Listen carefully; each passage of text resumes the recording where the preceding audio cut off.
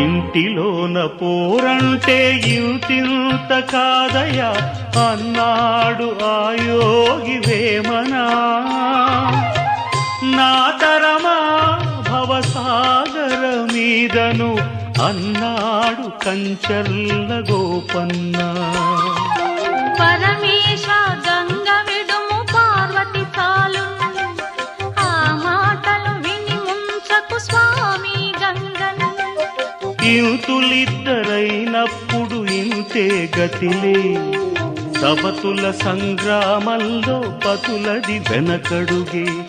ఇంతులిద్దరైనప్పుడు ఇంతే గతిలే, సవతుల సంగ్రామంలో పతులది వెనకడుగే.